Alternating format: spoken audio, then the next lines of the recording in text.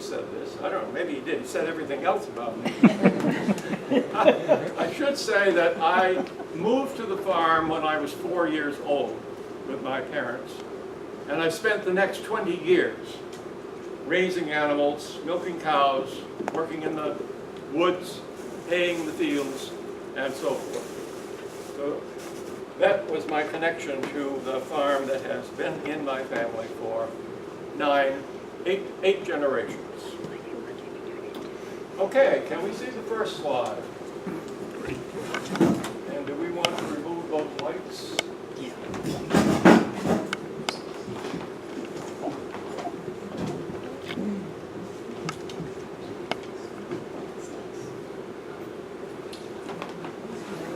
This is a picture of a field that I remember as being completely open and green, and where my father's cattle grazed. It's right along Route 31. That wall that you see there is between the field and Route 31. I think many people feel regret when they look at a picture like this, but to me, it's a fascinating thing to look at because it represents change. It represents the emergence of something coming up out of what was cultivated land at one time.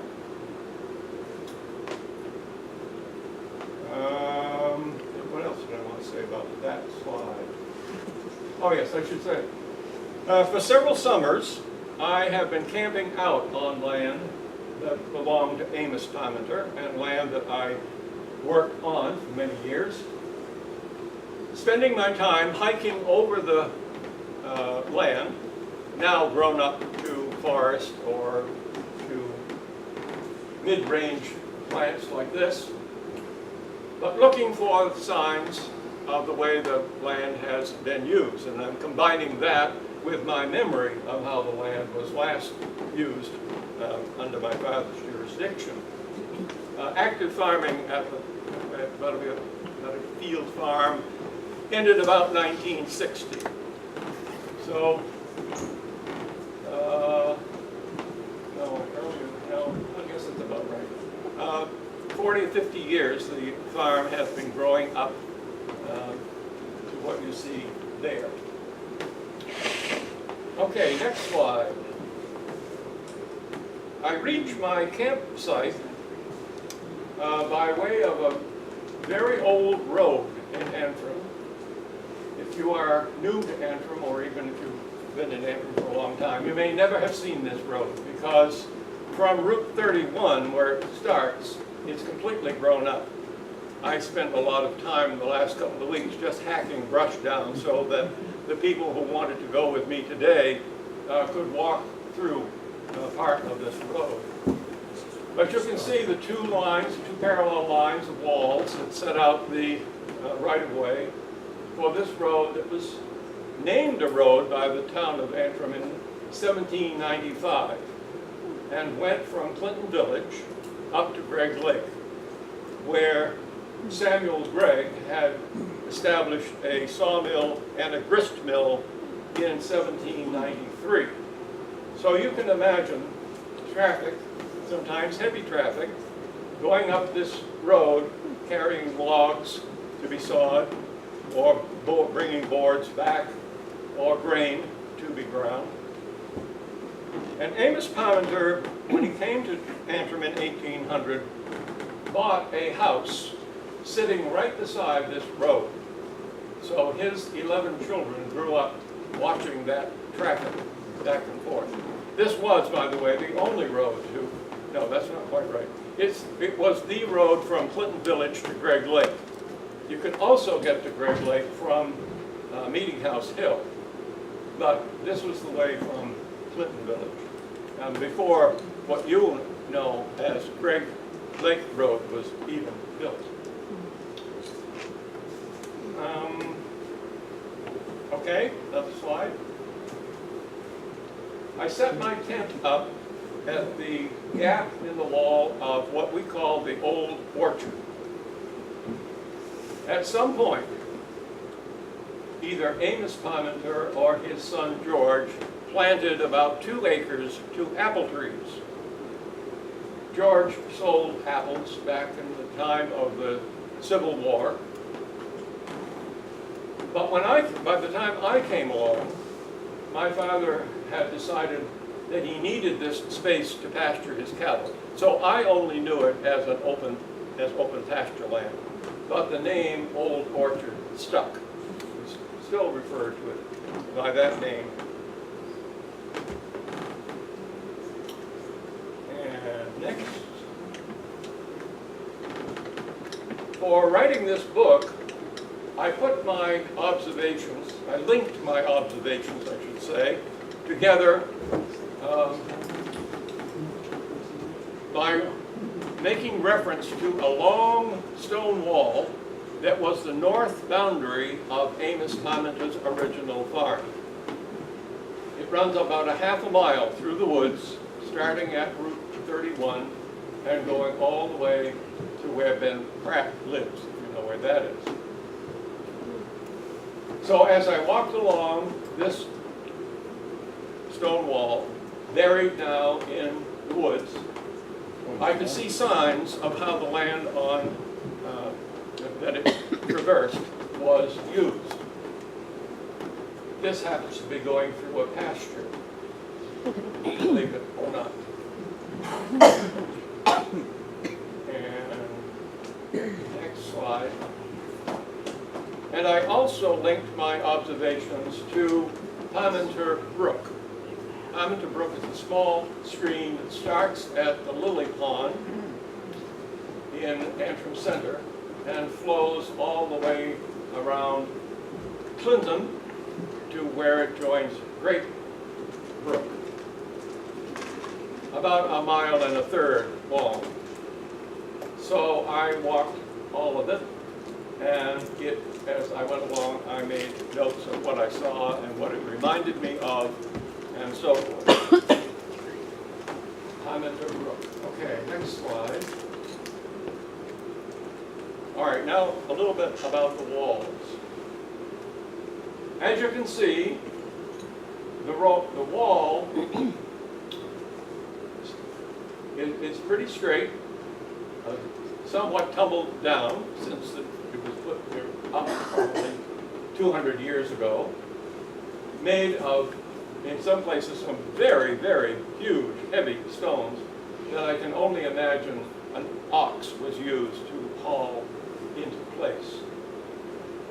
This happens to go through a section of the farm we used for harvesting firewood and timber. And so you can see on the ground rocks that were never removed because they were not in the way of any kind of activity there. Next slide, I believe it's the next slide, shows you that the builders of this wall, maybe Amos Parmenter or men that he hired, were bound and determined to follow the line that had been agreed upon. So if a boulder came in the way, they just built right over it. Next slide. If land was cultivated, and much of it was, that meant that frost heaved up small stones each winter. And so it was a spring duty to go out and pick up stones and throw them somewhere. There were 2 places where you could put them, either in a pile somewhere out of the way where they wouldn't be taking up valuable land, or thrown into a stone wall, which was also taking up land that you couldn't use. So the stone wall served as a reservoir of nuisance rocks. And I wanted to read you just a little bit from a journal by a farmer here in Antrim, Dennison Gould, his name, writing in 1838, sorry.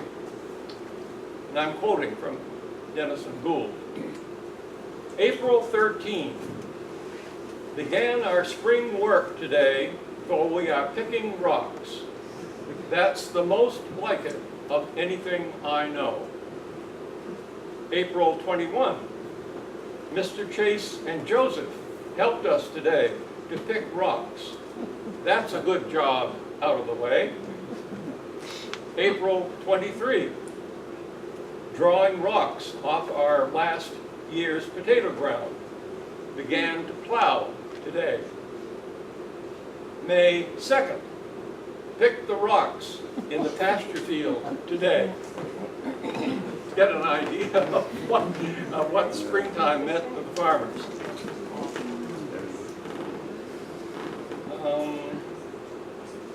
Okay, next. Oh yeah, this is a mystery. I really love this picture. It'll take me a minute to explain it to you. But this is up near the end of Parmenter land, near Ben Pratt's. And in the background, over on the right-hand side, you can see the long boundary wall that I've been following, running through the woods there.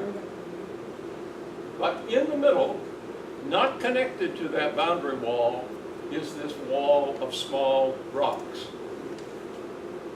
It doesn't connect to any other wall. It just sits there, isolated in that space. And because these rocks are of a medium size, something a man could easily handle, I have to assume that they were picked up off of some land that was being cultivated, either for pasture or for cropland or something. But the peculiar thing is that the wall, if it was a wall, it's about 60 feet long, 4 feet wide, and about 3 feet high. It represents a tremendous amount of work, but it doesn't connect to anything. And the only other hint I have that this area might have one time been a pasture is the next slide of what we used to call a bull pine. Some call it a lone wolf or a pasture pine. You'll notice that this pine, although it's dead now, but it grew for 100 years perhaps, and had huge limbs coming out near the base of the tree, indicating that there were no other trees around it while it was growing. It didn't have to put its energy into reaching up tall to get above the other trees. It could spread itself out to create shade for animals to lie under. And this is right next, well, just a little ways from that isolated stone wall. I wanted to get both in the same picture, but I couldn't manage that. But those two things together, the wall made of small stones and the bull pine, I take as evidence that this was cultivated land long, long before I came on the scene, because it was always woods when I was growing up. Next slide, please.